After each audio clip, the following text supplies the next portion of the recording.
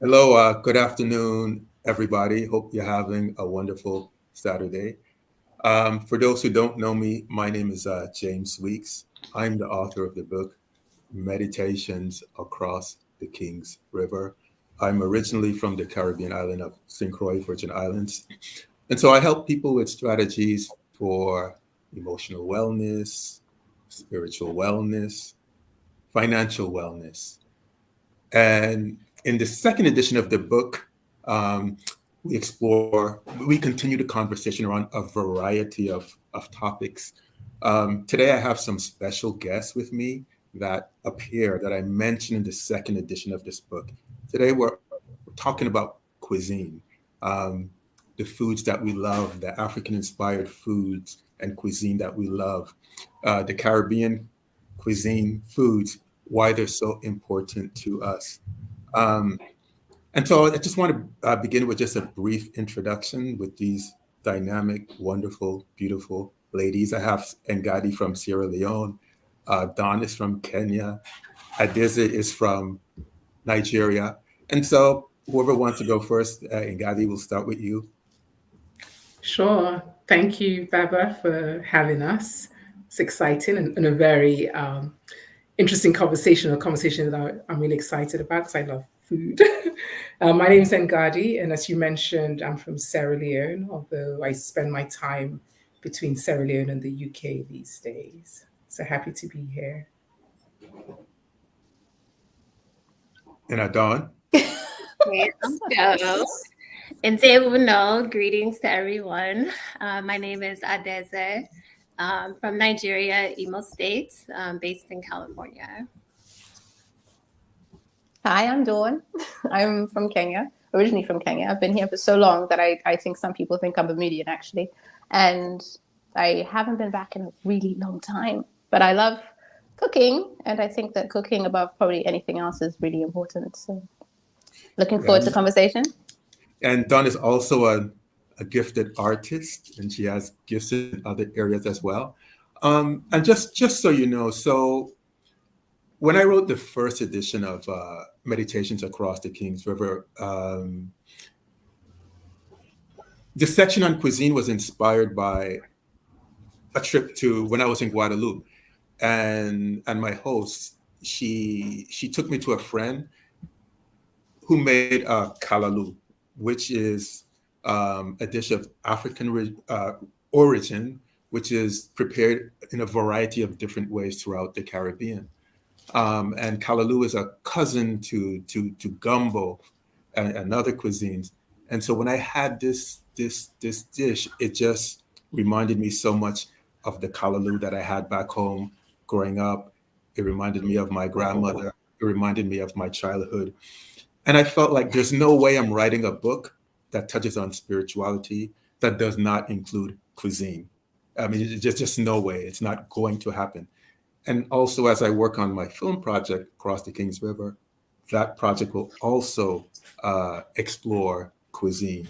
And so, Ngadi, I believe that when I came to Bermuda for the first time, and you invited me to dinner, I believe you're the first place that I actually I think you're the first person that invited me.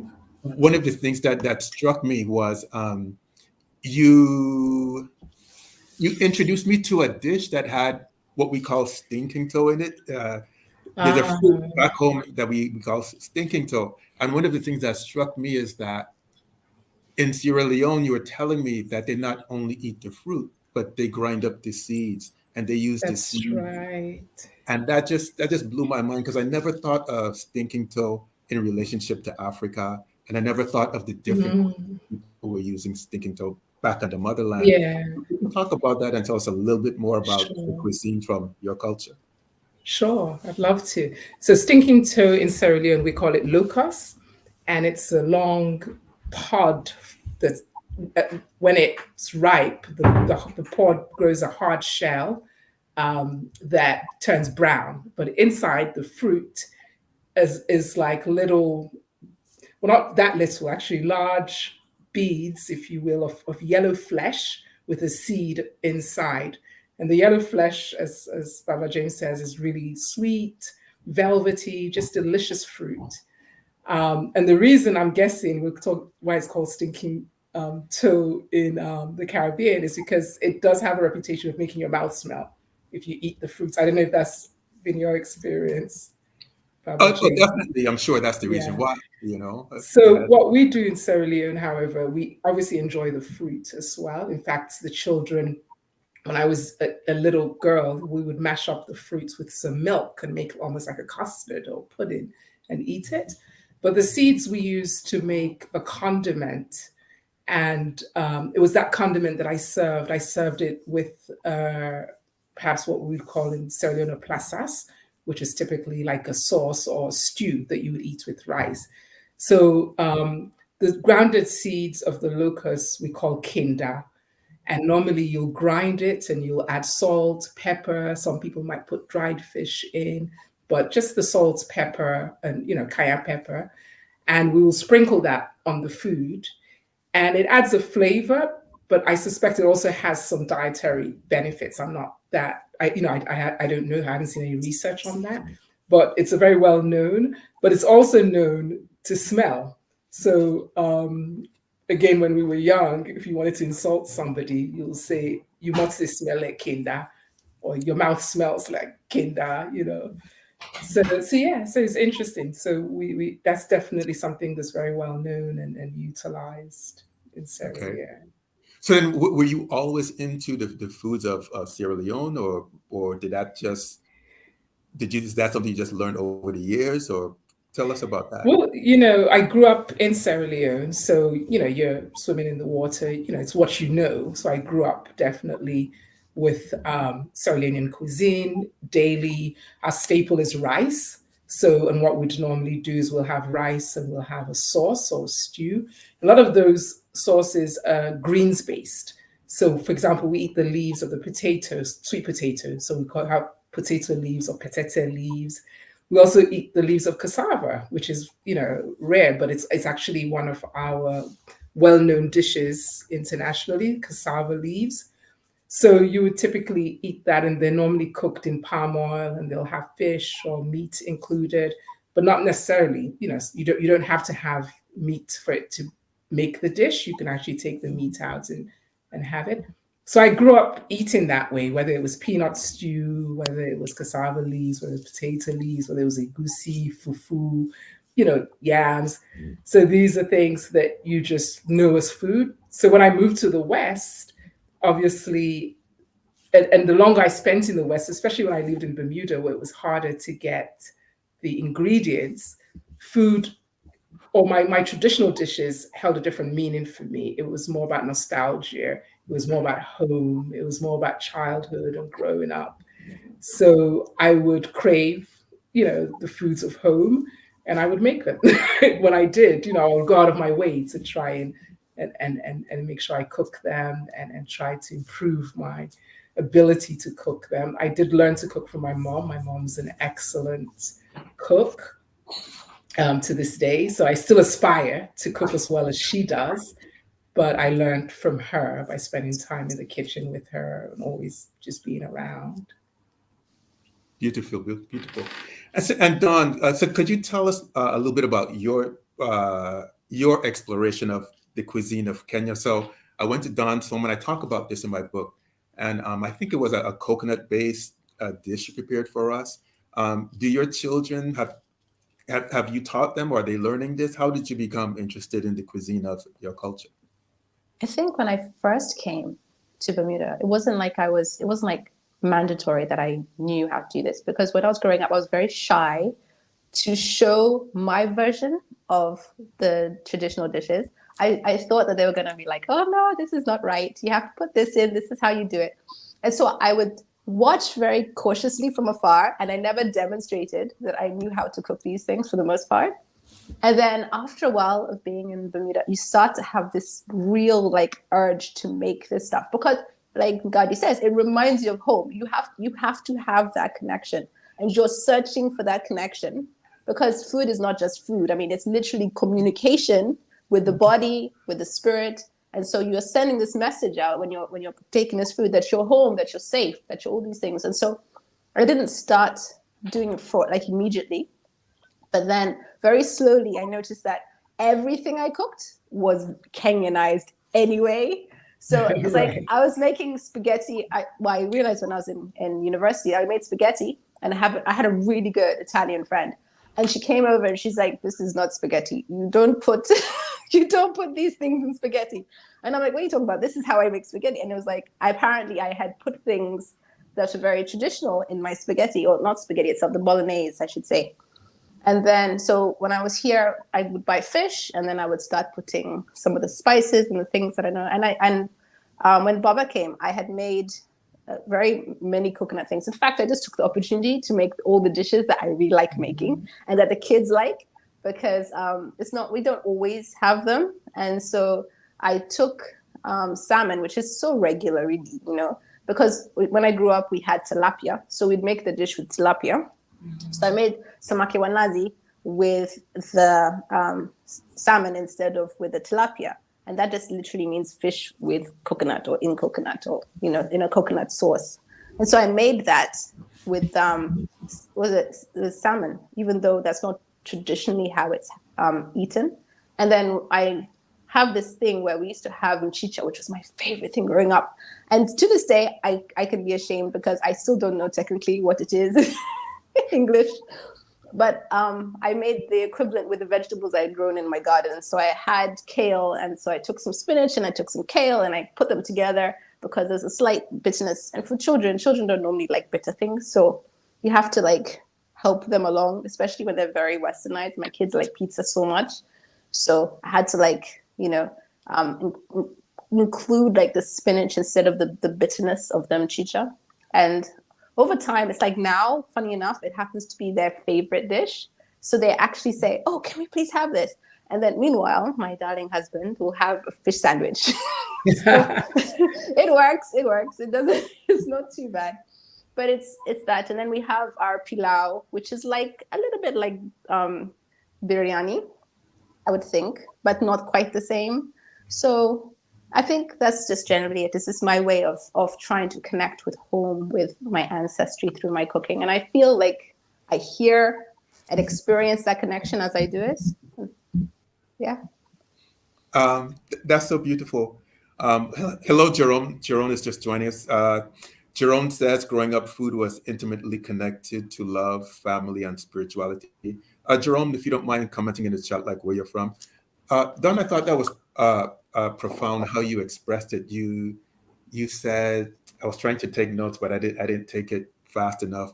You said that like when we cook, we're sending a message that we're home and we're safe. I didn't catch all the full phrase, but I thought how you expressed it was very profound, and so and got into your point about nostalgia, you know, living away outside of the Caribbean for so long as I have, I noticed that oftentimes when people from the Caribbean diaspora would talk about going homes, I would always see in their news feeds, oh, this is what they're going to eat. They're going to eat this. Trinidad, maybe they're going to eat roti, or they're going to eat, um, there's all this commentary about what it is that they're going to eat, and that's why in my book too, I fantasize about these foods, childhood foods. In my case, coming out of the St. Croix Virgin Islands, it was things like callaloo, things like roast goat. Adaeze, you just came back from Nigeria, 2 weeks ago? And so when I was talking to you, you were talking about connecting to your ancestors back in Nigeria, but you also mentioned food and wanting to learn more about your traditional cuisine. Could you tell us about what that was like being home recently for you? Yeah, so went to Nigeria for about a month and spent some, good time. I like to be there for about a month. That's a good time for me. But yeah, the foods to me, spending so much time there, eating the native dishes, Even at my dad's place, having a plantain tree, eating plantain from our freshly grown, our own compound, our own soil, like um, having plantain, even just the fruits, just eating the native dishes. For me, it just really kind of solidified and connected me even more so to just who I am. The ancestors keep coming up, like just being connected to um, like where I'm from, connecting me more to just the aspect of who me personally I am as an Igbo woman. So just eating the foods that my ancestors made, that the ones who are still here continue to make, the herbs, the vegetables. So even I was born and raised in the United States. Um, I haven't spent that much time home, but I so much feel myself there. I know we've talked about this, but it's the weirdest thing. I feel myself there so much, but just being able to connect in a deeper way through the foods. Like, for example, if you ask me what I want for breakfast, every day I will tell you the same thing. I want fried plantain, fried yam with egg stew, with rice stew on the side, with a cup of coffee. So every day, and even when I'm here in the States, like this morning I had plantain. But I tell you, there's nothing like for me eating food from home, at home. You know what I mean? So I did want to make sure that I say some of the dishes correctly, because for me, I just tell my mom, "Oh, can you make me that thing with the corn and this and it?" But official names. So, for example, Sounds like my daughter. it's like for me, I wasn't, when my mom would be cooking, I just would kind of peek in here and there, but I never settled around her enough to really learn how to cook the dishes. But now being home, now connecting just more to who I am, it's like there's just this like energy within me where it's like, no, I have to learn how to cook these things. I do know how to make okra soup. So I did learn how to make that. Coming home from Nigeria within 2 weeks, I made a pot. And I thought I made too much, but I ended up eating like the whole thing. What did you eat it with? Was it powdered yam or I like to some eat type mine of fufu? with curry. Okay, Yeah, so nice. we have egusi, we have a bono soup, we have okra soup. All the soups I enjoy eating so much. Um, I love the bitterness of our food. Um, that's why I used to eat like pounded yam, but I prefer gari. For me, it has like this taste to it that I just enjoy eating. Yeah. But let me see. I did take some notes. We have this thing called abacha, which I love. I know if I go to my mom's house on a Sunday, like abacha is being made. My uncle loves to. One of my uncles loves to make it, but it's like a shredded cassava, and it goes through like a fermenting process. And I like to eat it. You can add like crayfish, my crayfish, like fresh onion, red onion, and other vegetables. So I really enjoy eating that. We have this dish called okwa. It's a breadfruit eaten by the Igbos. A lot of different ways to make it. So you can make it kind of like beans. Beans can have like a thicker consistency or like a looser consistency. So I enjoy eating that. Um, I hear it's like a delicacy, so it's not something you eat like all the time. Like it's not something you eat every day. And then also we have oba, which I love. I love eating it with like cooked yam, and then palm oil, like the red palm oil. I love my palm oil to be salty, to just have the right enough taste of salt in it. So having oba with palm oil and yeah, that's how I like to eat it. But it's also like a garnish, so you can put it in just about anything. Um, and it's known, it's called oba by the Igbos, but it's prepared differently by Igbos. And yeah, you can add it to abacha, the cassava that I just talked about, and you can also add it to okwa. Uh, so yeah, I enjoy our dishes so much. It's very satisfying, isn't It it? really is. It Yeah, really connects you to home. Like it really it brings does. into you. Yeah. Yeah. And I have, a theory, but there's also been, some studies, if you will, social studies about DNA and food and how, when we've been eating foods for so many generations, we've actually adapted to those foods and thrive, I believe, thrive on foods that are part of our heritage. That must be true. That Yeah. must be true. Yeah. Yeah. It's So like you literally feel that way too, Don? That it must be true? Yes, it must be true. Yes. I think that I don't know if you've ever experienced, like, it doesn't even matter what it is, but if you've gone a while without eating a particular thing and then you make it just right and then you eat it, there's something that literally clicks in you. Yeah, You know, it it's just like, I yes, agree. that is what I right needed. now. Yes, I exactly, think what it 100%. is, Yeah. I think what it is it's like a vibration. Yeah. Right? I think literally Mm, the food is vibrational, and that's why when you connect to it absolutely. on a certain level, you just feel the vibration of it within you. And that vibration, I think, from our ancestors, it Speaks carries to down our to us and it never leaves us. So that's why when we connect with it, it's just like a exactly. candle is lit within us. Like you It remember. is. It's very interesting. Yeah. Yeah. Yeah. Like I remember I tried a keto diet once for like maybe 2 weeks. And then it just hit me that I need to eat rice. Because just imagine growing up eating, like, rice is our staple in Sierra Leone. Yes, we have fufu, we have yams, we have plantains, but people eat rice every single day. We often joke, like, if you prepare food and there's no rice in it, then it's not a meal. As Sierra Leoneans, you have to have your rice. So I remember going 2 weeks without eating rice, and I just felt terrible.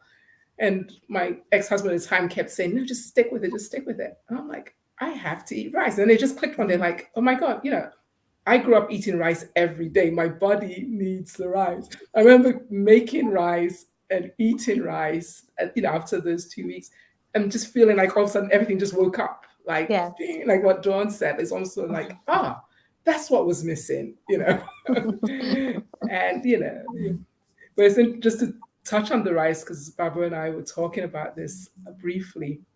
Like I said, rice is a big staple. It's pretty much what people eat every day. In fact, people eat it for breakfast. So you'll make your soup and rice the day before, and then whatever's left for breakfast, we call kores. You make it, and it's really delicious in the morning as well, after the soup has maybe sat overnight.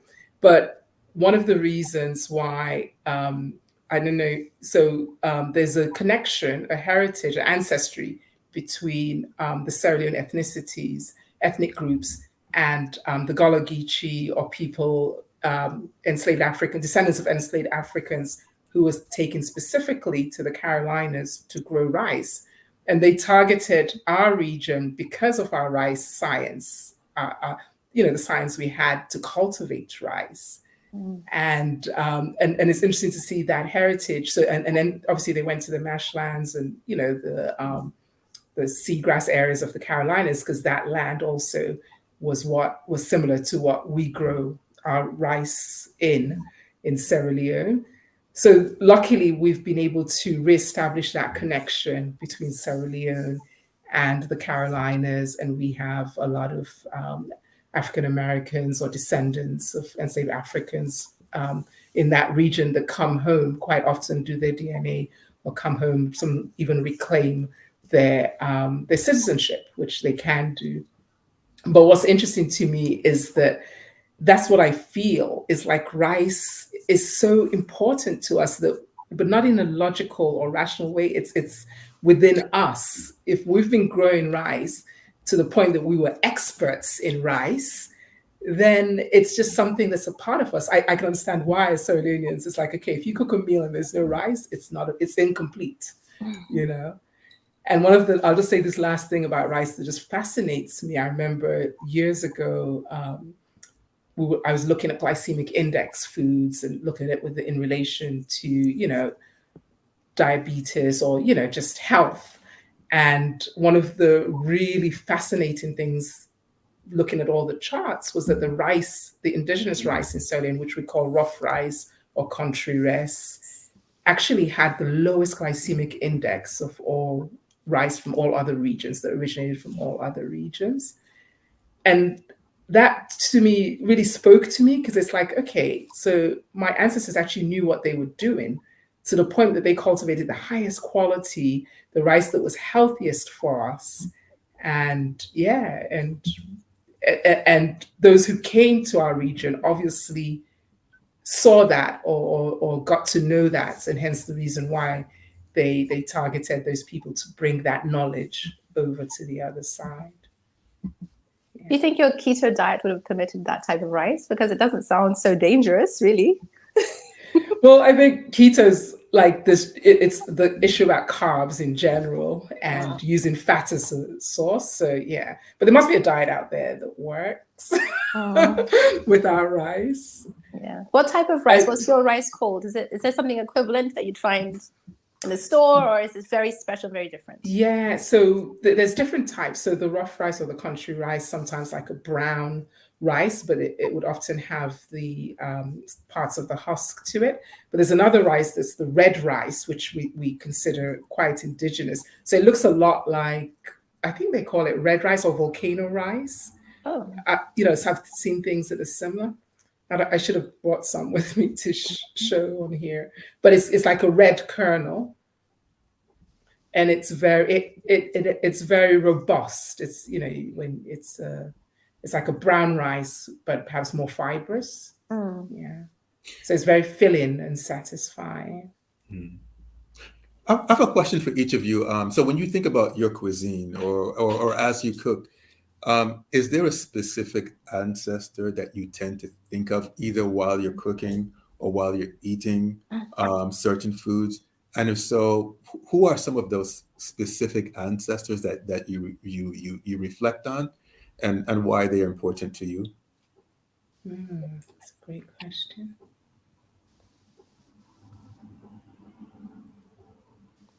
For me, it depends what I'm making. Like a lot of times I make foods that my mom made. She's not an ancestor, or she hasn't joined the ancestral realm yet.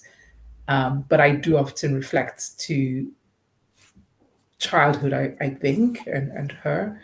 But one dish, actually, okra, always, whenever I cook okra, I don't necessarily, it's not like I think about it ancestors. I think about my dad who has passed. And I remember a joke they used to tell, but then that joke turned into something else when I heard the term, the terminology okra used in a different context. So they used to tell a joke about my dad. I remember when I was a kid, my parents would tell this joke about someone who had a dream, and in the dream they were eating okra, and something they were talking, draw me, I draw you, because okra is very stretchy, and the way we cook it specifically so it can be stretchy, because those are the kind of sauces we eat with fufu or yam, pounded yam. So this draw me, I draw you. So this idea that when you're with okra, you're being pulled. And then fast forward years later, I was in a lecture, and I think it was Raoul Nefa-Men, who was giving the lecture, and he talked about okra in the context of okra being the connection, not the vegetable okra, but the terminology okra is this concept of ancestry and lineage, and how we have this one line that pulls all of us and connects all of us. Well, like DNA. I guess, exactly. But it's just, it's sort of thinking about the vegetable okra and how it draws, but thinking about our ancestral line almost in the same way. That it doesn't matter how much you might try to separate from that ancestry. We're all, you can't disengage. You can't completely cut yourself off. So often when I cook okra, I think about that. And I think about all my ancestors who have come before me. I really do. I always think like, oh, this is symbolic of my entire ancestral line, and I'll go back to my think about my grandparents, my great grandparents, many of them who had deceased by the time I was born. But yeah, so that's one thing.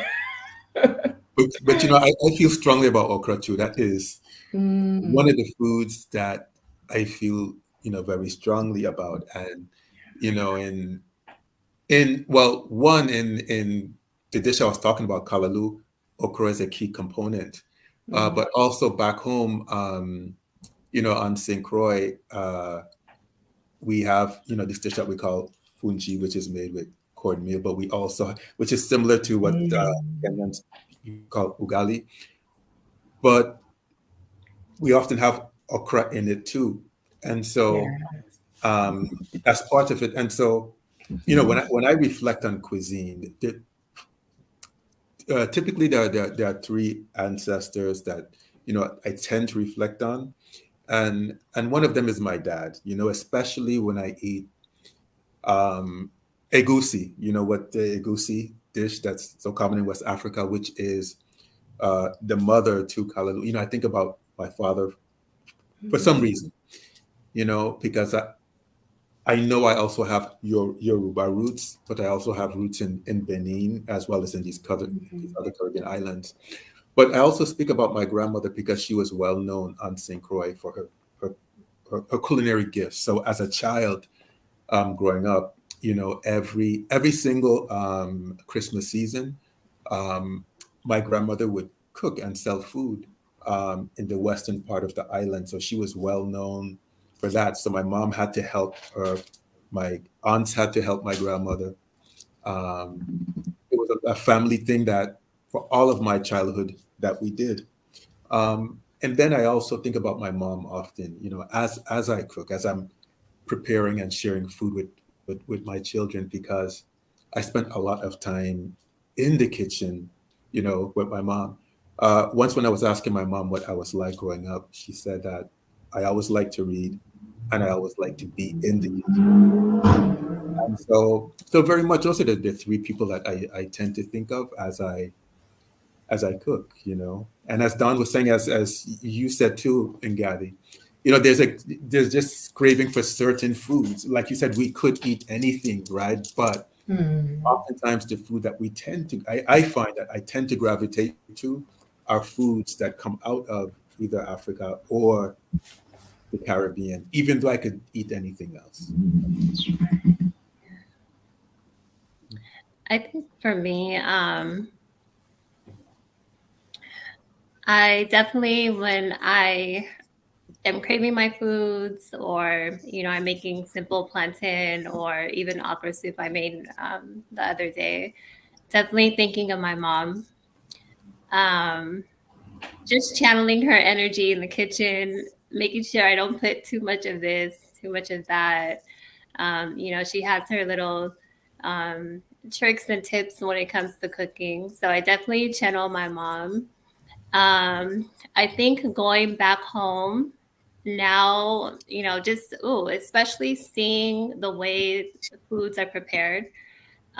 It's not always in the kitchen. Sometimes it can be in a backyard area, cooking over firewood. You're not always cooking over a stove, you know what I mean? And also, one of my aunts, she has like a catering business. Like she cooks so amazing. Like her dishes are very tasty.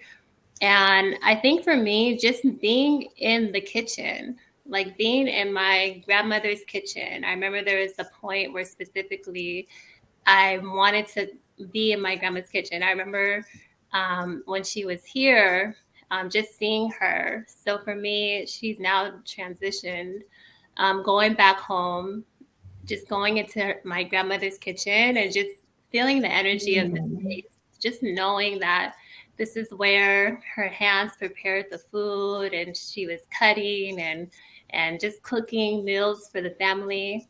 So for me, I think just being home and being around um, food preparation, food being prepared, just seeing what goes into it, it just gave me like a deeper understanding and profound connection just to our people.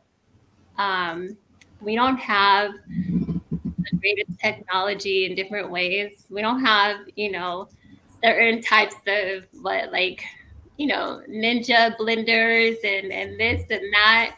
But still, the food gets made and the food gets made well.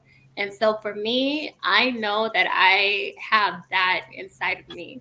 So whatever they can put into it and how they can create their dishes, I now know and have experienced on a deeper level that I have all of that within me too. There's nothing that can stop me from creating these amazing dishes like as they did too, as they do. You know what I mean? So for me now, I channel everybody. I channel everybody.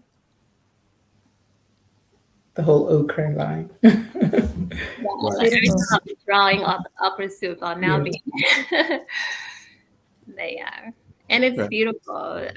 Just lastly, like I think I give thanks to my ancestors, the ones who came before me, the ones who are here, because they have so much knowledge and they have experience and they have a traditional and natural connection to nature when it comes to the foods. Like eating and preparing food is not just to prepare and eat. There's so much more that goes into it, especially when the food comes from the soil. It's hard to explain, but yeah.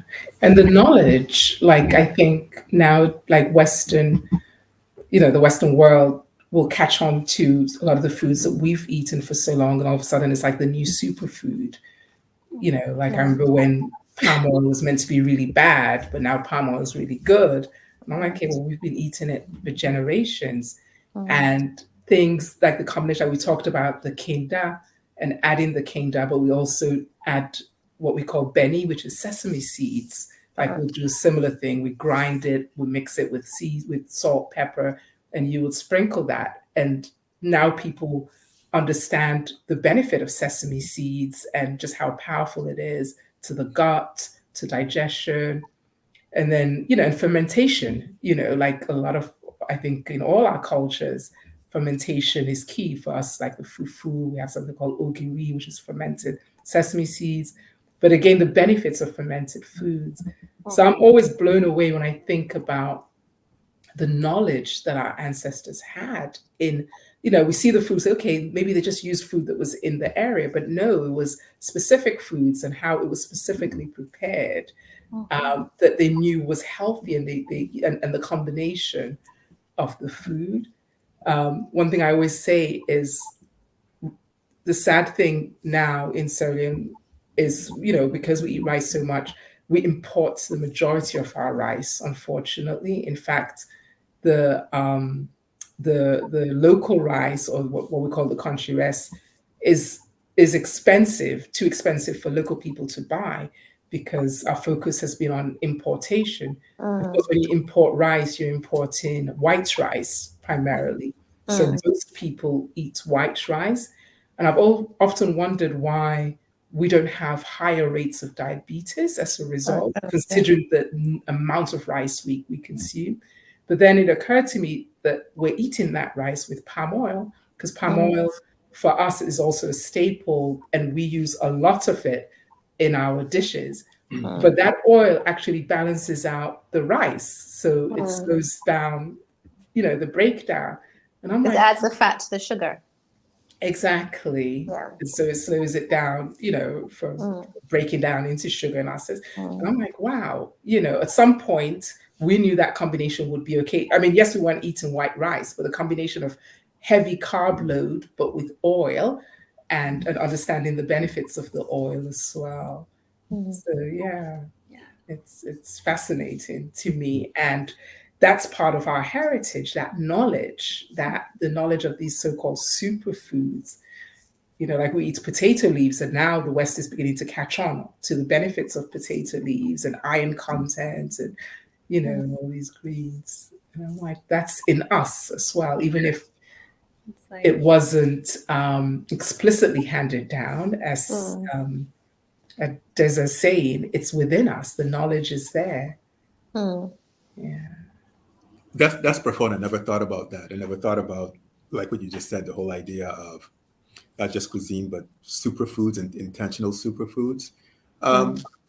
I was wondering, as you all think about cuisine in general, has there been any like new discoveries you've made in the past year or two about your cuisine, about other types of cuisine that you didn't know that inspired you or opened you up in some ways?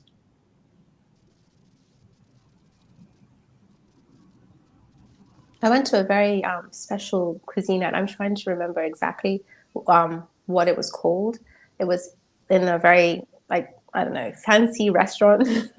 I was invited by a friend. It was the Cloud. It was the food was created, and I should say created because it definitely wasn't just cooked, by a Kenyan chef, and he took the dishes from all over Africa and he kind of gave it his own spin, which to me, I can't even explain to you how, like, I literally felt like crying for much of this meal, not just because I miss home, but also because it was at that moment that I realized that the whole continent is so connected that it's insane.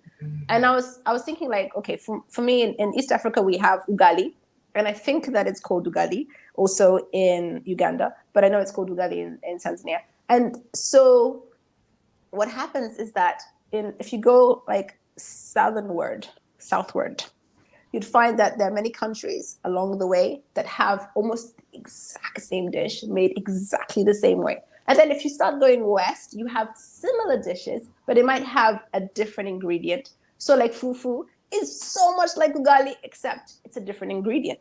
And it has exactly the same function. So if you wanted to have a stew, you would accompany it with this particular starch, which looks very much like what I know. I remember someone trying to describe it to a tourist as African cake, which I think is hilarious. But it basically, it doesn't have so much flavor that it takes over the dish, but it's the perfect accompaniment to the dish, you know. And so what I find is that when I went to all these, like this, eating all these foods, he had taken what he called it jollof, but for me it was pilau. And instead of having like was it sometimes we use goat meat, he had crab meat, and I thought this was so different. I was like, this is almost nuts. What have you done here? But I was so amazed about how good it actually was. And then we also had ngusi stew, and he had made all these different, like, it's almost like you felt like you had traveled around like a cruise while sitting at this table all around Africa. And I was amazed by how closely all these dishes actually are. And it's almost like, and this is why I feel like I came over here and I don't have this exact thing. So my favorite ugali was made by my babu, who was my grandfather. And he made it from the maize he grew in his farm. He then took it to a mill and had it ground, and then he'd bring it home, and then we would probably make the ugali, but it was still technically his ugali. And it was so good. It's not like you could say, oh, you know, it's so tasty. And I think by a lot of Western standards, you might not think that it had much taste, but it had like a wholesomeness. And whenever I think of ugali, I really think of him, and I feel like I'm really connected with him. Because funny enough, when I first came here, I was told, oh, you have to use semolina to make it because you can't have the ingredient that you have. And I tried it with semolina. I was like, nope, that's not it. Then I tried it with something else, and then something else, and then it was Portuguese corn flour, and then it was, in the end, I found that grits is just called grits, for goodness sake. I just took grits and I made it like how you would make ugali, and it works. For some reason, it works. I don't know why, but it works. And then I find so many dishes like that. Like it's like, but I think that's what happened. I think that when our ancestors traveled from one place to another, we landed in places that didn't have those things that maybe we were used to. And so we took the things that were around us, you know, and then we made the things that we knew. And I think that's basically what we do. Even if you go across, I mean, I wouldn't be surprised if you told me that there was an African in Japan who had figured a way to make a Japanese version of the same dish. I wouldn't be surprised, honestly. And I think that's what you do. When I make pilau, I think of my Aunt Jane. She passed many years ago, but it's something about, I actually feel like she's there and she's telling me to cut the green pepper and put it in right after the onion, you know. Or I have my mother's mother, who I don't really remember, but I feel like she's there in the kitchen, and I always feel like I've got some kind of conversation going along, like I'm part of a conversation. So if you were to come into the house, that might be the only time you might find me absolutely silent, because all these conversations feel like I'm having, like, while I'm cooking and stuff, and I feel connected to everything. And I think that I don't know what I would do without that. And I find often, sometimes, you know, like if you, for convenience sake, you might have takeout or you might have whatever. I start to feel sick. I start to feel like not myself. I start to feel like something is missing. And then it's only by like starting to cook, and I actually feel like maybe they're touching the food. They're actually connecting to me through this preparation, and then I am made whole, you know. And then I'm like, I start to get better. I start to feel better. And whether it's like I'm feeling like I got a little bit of a head cold, and so it's like I'm making tea, and then I got that whole, just put this in your tea. Just add a little rosemary, or add a little bit of ginger, and you'll be good, you know. And funny enough, I don't know if you saw me sipping my tea.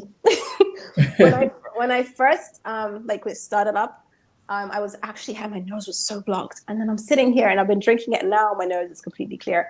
So I'm amazed by that, constantly amazed by how food works and how important food is, and how, I don't know, enriching and ancestral and spiritual food is.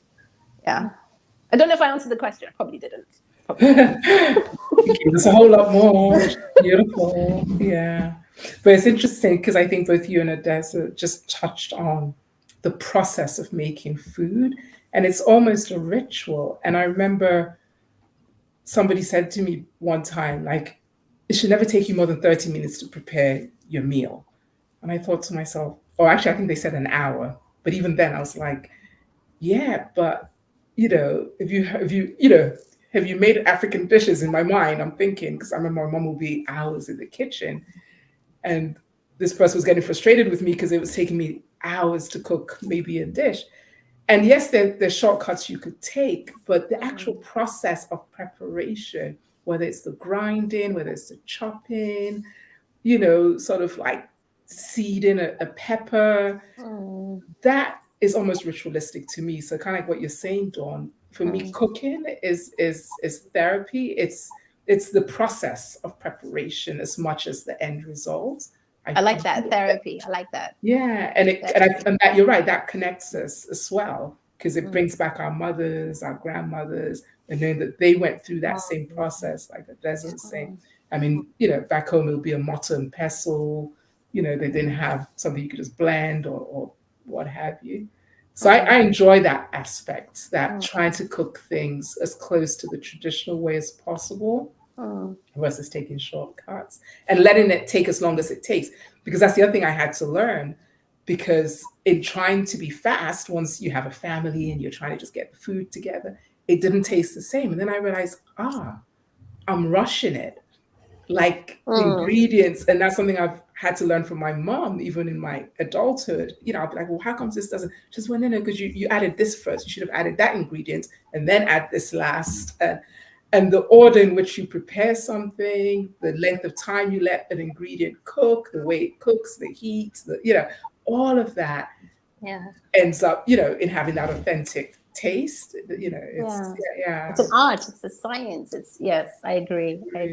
Totally. I like what Adaeze said about her grandmother and her kitchen and the stuff in her kitchen, the utensils and stuff. Like, because when you were saying this, I'm actually remembering my mom is like an amazing cook. I can't even tell you how good my mom is as a cook. That is why I am terrified of cooking in front of my mom, just in case you're wondering what it is. Right.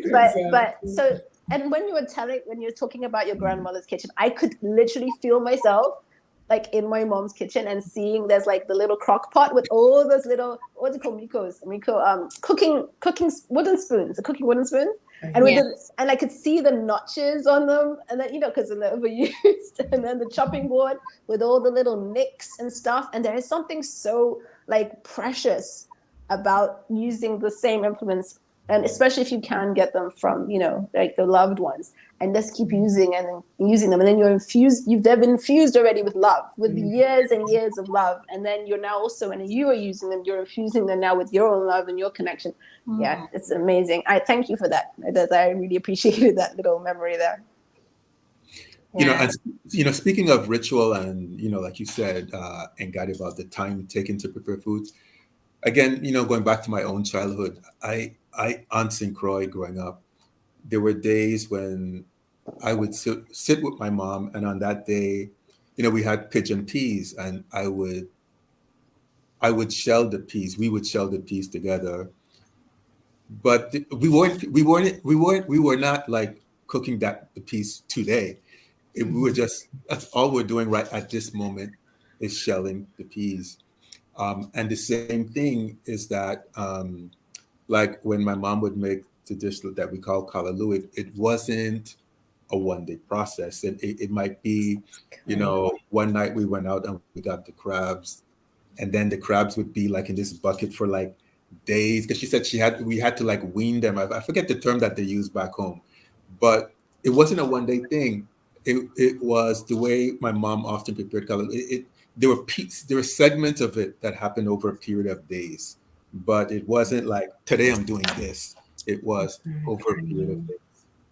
Yeah, Very same. And deliberate. even it is. And even now, when I go home, when I'm home in Sierra Leone in my mom's house, they will go shopping on a Saturday, go to the market and buy all these different ingredients. But the process of preparing those ingredients could take days. Whether it's the fish, making sure the fish is properly dried, so it'll go up in what we call a baffa, but it's like a basket, a big round basket, and they'll put it up in the sun so it dries out. Or it's the peanuts that we blanch the peanuts, or again get so it takes days, and it's very, I don't know, there's something like, maybe not even having articulated it to myself, but there's just something very reassuring that decades later I've gone home and it's the same process that's happening all around me, Something that came to mind just now is, I've always wanted to learn how to cook. But, always wanting to do my own thing. My mom would be cooking and I wouldn't want to be in the kitchen during that time, but still wanting to learn how to cook. And Mom, can you just write down like the recipe? A recipe, but no, we don't do recipes. Exactly. You have to be here to learn how to cook.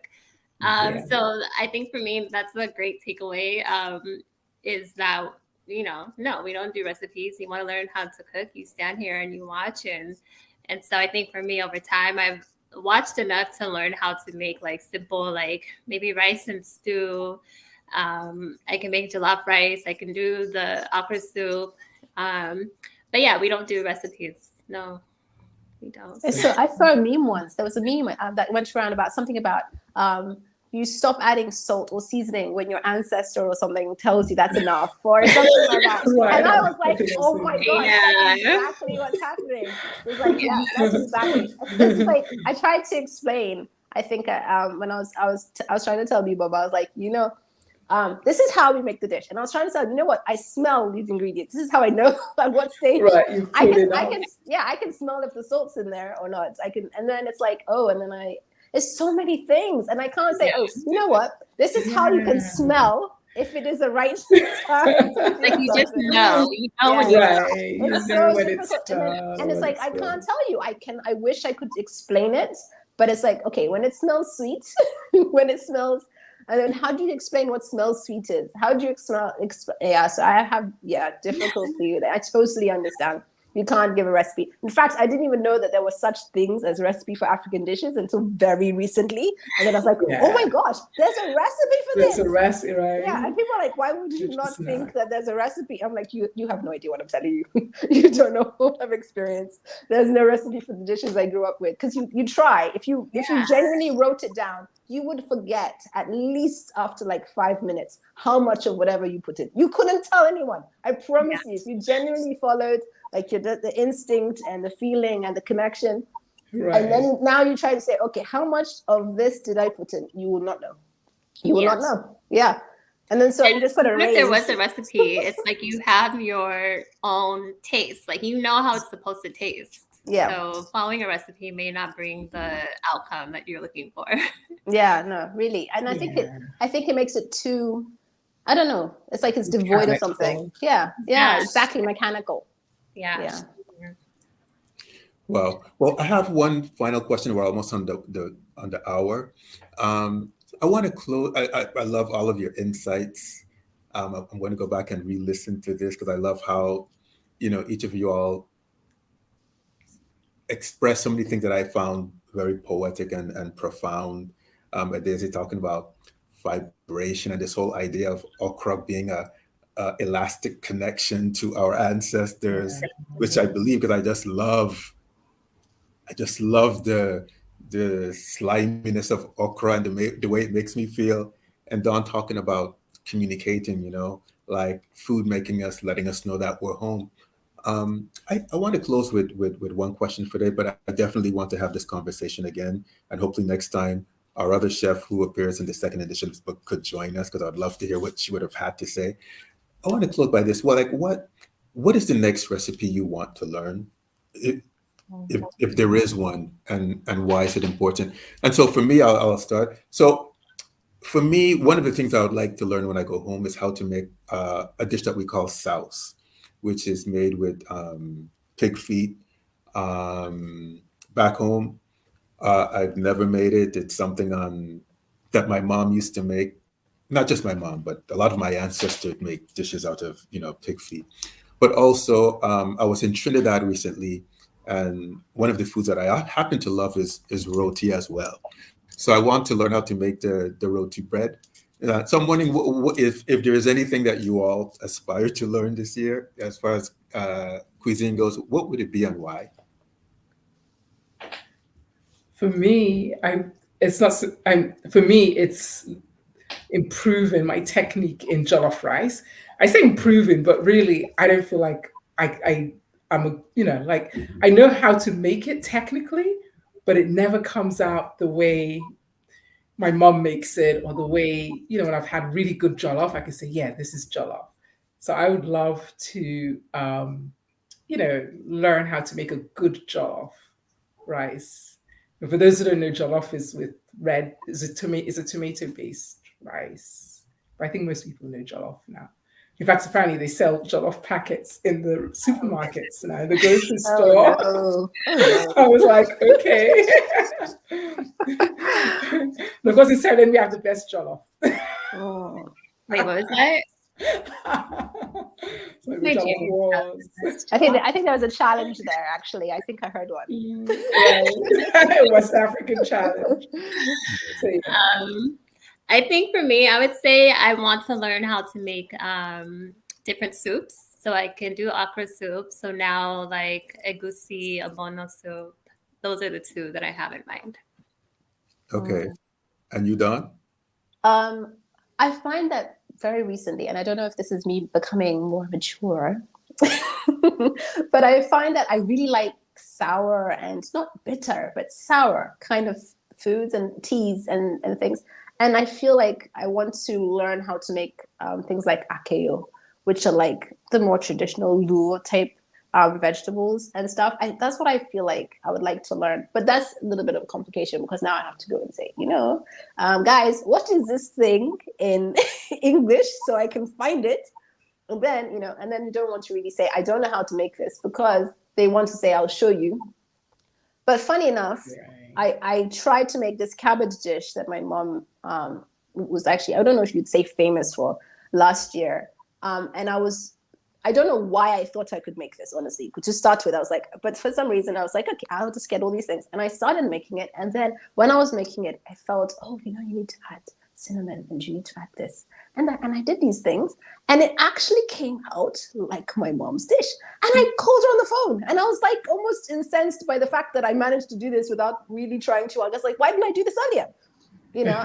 And she's like, oh, did you know that it has this? I was like, yeah, I did not. Oh, this one, it was getting really good. Yes. We dropped her. Did I disappear? Yeah, just momentarily. Okay. So I don't know if you missed what I said. Anyway, but what I was trying to say was I'd like to learn, I think, more of the vegetable type dishes. I think I eat too much meat, honestly. I wish I could just keep meat 2 weekends if I could and eat more vegetables. I think I'd feel better, honestly. Wow. All right. Well, we're actually at the 1 hour mark. So, I'd like to thank each of you just for your wonderful wisdom and your contributions to the book, the second edition of the book, Meditations Across the Kings River. I definitely would love to have this conversation again. There's so much more we could explore when our cuisine is so vast, right? And there's so much, that we can learn from it. So thank you for your time. Thank you for the listening audience, and so honored to share this moment and space with each of you today. Thank you. Thank you, Baba. Thanks. Bye, everyone. Bye.